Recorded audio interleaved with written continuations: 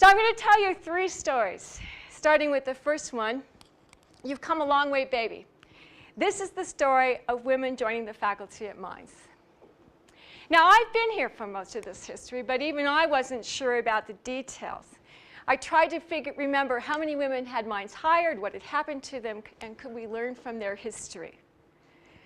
And since I didn't remember the details very well, I set about looking for the data to find the answers. Now, I thought this would just involve a few phone calls to find the right person somewhere who had this information on their computer or in their filing cabinets. Well, I never found that right person. And if they're here, I would love to know about it. So I had to assemble the data myself. Most of the data I've collected is from the, you may have forgotten this, I had. There's a faculty directory at the back of every student bulletin, which is issued each year to tell students what they have to do to get their degrees. I supplemented it with some information from human resources, student yearbooks, and with respect to the women, direct contact when I could. So on women, what I tried to find was when they started, when they were promoted, and if they're no longer here, when they left. For the men, the only information I have are numbers, the number of men, male faculty over the years. So I have a little bit different information for the 2 groups. I included anyone who had the rank assistant professor, associate professor, professor. I didn't include those who had lecturers, who were titles of lecturers, instructors, or they were professors with other qualifiers other than just assistant and associate. And this was just a practical decision because the information for these groups was incomplete or just completely lacking. Okay, it will be helpful for you as I present some of the results of that data if you understand this academic structure. And I know there's some people here who might not be familiar with it, so let me just review it. The life cycle of a professor most frequently starts by being hired at the assistant professor rank. Not always, but most frequently. And then subsequently promoted to associate, and if you're really good, you make it to full professor. Of course, faculty can leave from any of these ranks.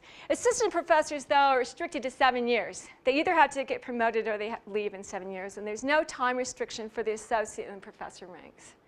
Now, you can be hired directly into associate or professor, but it occurs less frequently, and the statistics on the women in Mines I know exactly. Only 14% of the women have been hired directly as either associate professor or professor. So in considering this academic structure, we can see ways to increase the number of female faculty. We either hire more or we keep more, retain them. And we'll keep those 2 ideas in mind and come back to them after we look at some of the numbers. So let me start by just reviewing how many faculty we've had in Mines since 1974 as a function of academic year. Remember, 1974 is when the first woman professor was hired. So during those early years, student enrollment was increasing, doubling, and so the faculty numbers were increasing as well. And we reached a maximum of 185 in 1984. That was a little more than a 50% increase from the low of 120. As enrollments dropped, faculty numbers dropped as well, and we reached the next low of 156. And then there was just sort of a level period and a slow increase until today, where again we have increasing student enrollments and the faculty numbers are increasing as well. You might find it interesting, those of you who are faculty, that we haven't exceeded this 185 number until just 2 years ago. And we're now we're very close to 200. The number of women on the faculty during this time increased from 1 in 1974 to 32 today. Now let's look at the women faculty as a function of their rank. And I'm going to list them by department using the current department name because some of the departments have changed names. And they're in alphabetical order. Chemical engineering, chemistry, economics, engineering, environmental science, geology, geophysics, liberal arts, math. You're remembering all these, right? Metallurgy, mining, petroleum physics. The first woman was Julia Alexander, and she was hired as an assistant professor in humanities in 1974. A year later, the second woman came in mathematics. Third one was Joan Brooks in engineering. They were just putting one in each department at the time. And then Amy joined in geology.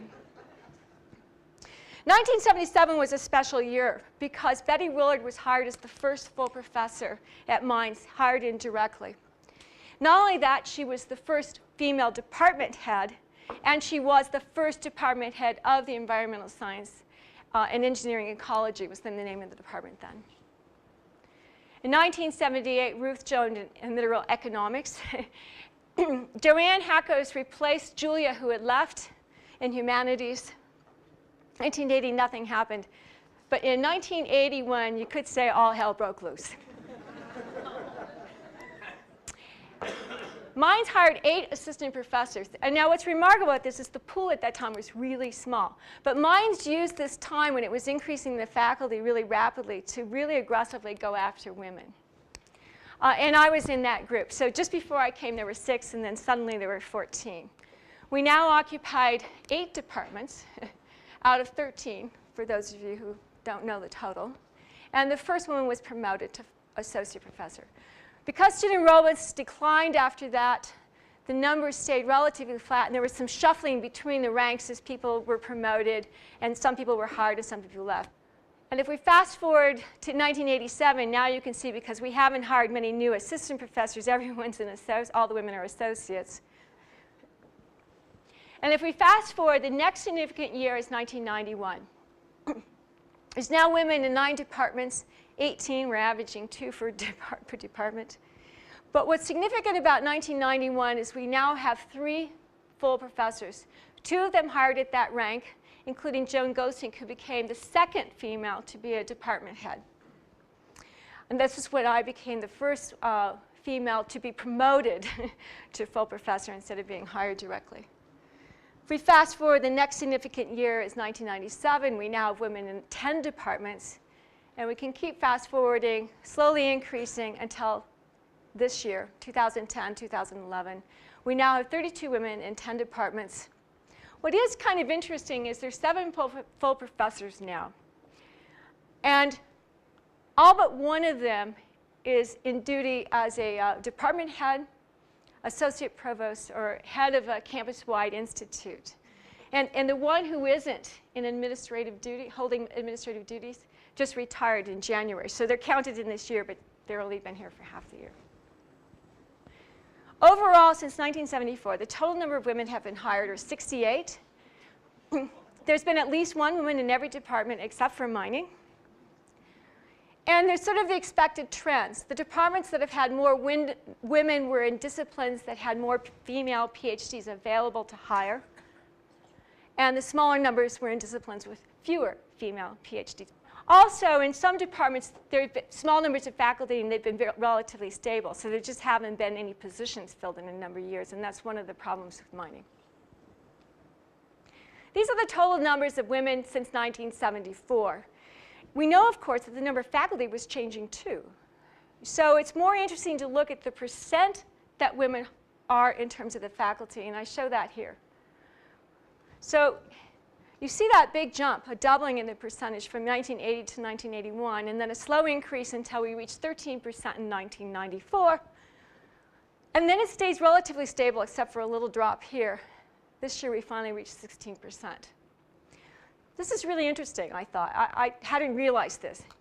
The number of women in the last 16 years, since 1994, had increased from 21 to 32. But on a percentage basis, it was only 3%.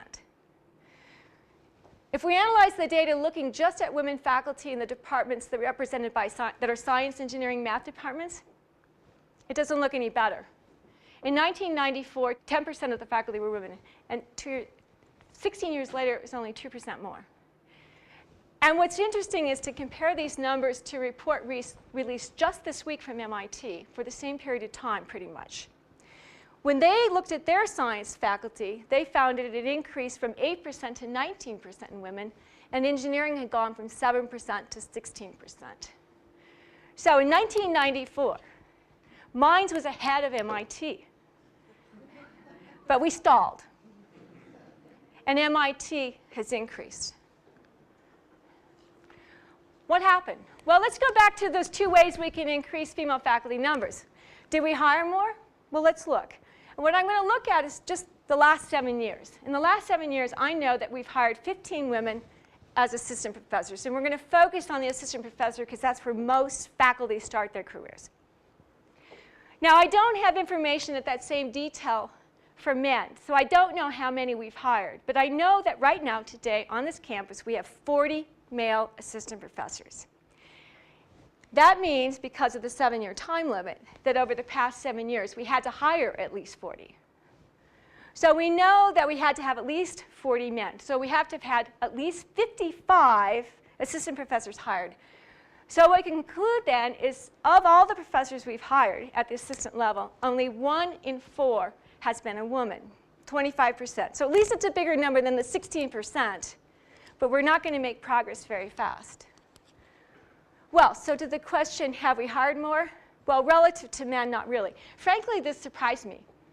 I knew we'd hired a reasonable number of women. What I didn't realize is we'd hired so many men. All right, what about retention? How have we done here? Well, I'm going to look again at the assistant professors. So there in 2004, 7 years ago, there were 10 female assistant professors. In the last 7 years, 4 of them were promoted and 6 left. We retained only 40%. Now, I don't know what the numbers are for men because I don't have information at this level of detail for them. But I can say hiring and getting a new professor started is a really expensive process. And whether it's men or women, losing them is an expensive and costly loss to the institution. So I think we really should probably be looking at that retention number for both men and women. So if I were going to summarize women professors at Mines, I would say, first of all, everyone seems to be in agreement. A diverse faculty strengthens Mines. And Mines, I do believe, is committed to creating diversity by hiring more women. The problem is the way we're doing it just isn't working. In the past 16 years, we've increased the number of women on the campus by only 3%. And the data from MIT says it doesn't have to be that way. We can do better. Now, one of the problems, of course, is the pool of qualified women who also happen to be willing to take a job as a professor is just small. And then when you combine that with the recognition that, every time we hire a professor, it really is an accident. It's an accident of getting the timing for when we're searching to match up with the timing for when the candidate is available. And it doesn't take an advanced degree in math to realize that that accident isn't going to happen very often if your pool of qualified individuals, which it is the case for women, is very small. So I think this is where, remember that other action plan? This is where we need to plan. I think we have to start thinking about ways to make that accident happen more often. Now, we can't usually change, in fact, I don't think we can change at all, the timing on the candidate, right? They're ready to go take a job when they're ready to take a job. But maybe we can change the timing on Mines searching some way to introduce more flexibility so that accident can happen more easily. Another idea is to adopt strategies used by our industrial friends. They don't wait until the candidate is just about to graduate and ready to be employed. If there's a diversity candidate that's really qualified that they want, they start recruiting them 1, 2, 3 years before they're going to graduate. Maybe we could do that. Another strategy that doesn't change the frequency of the accident but maybe makes it tip in our favor is to change the climate at Mines to make it more attractive for the for the competition. Now, let's face it, we do have to be competitive with startup packages. But we don't necessarily always have to be the best, right? I bet if we checked around this room, there's a bunch of faculty who took a job at Mines, even though Mines didn't give you the best offer. You took it for other reasons. And so we got to make those other reasons maybe better so that we look more attractive than our competition. I think for women in particular, work-life issues are really important. And I think if you go back and look at the MIT data and what they've done, this is what they changed. They changed the climate in the work-life area. So that's the end of the story on You've Come a Long Way, Baby. After looking at the data, I've decided we didn't come as far as I thought we had. And I'm actually become convinced that we're not going to change the percentage on women at Mines until we change how we recruit them.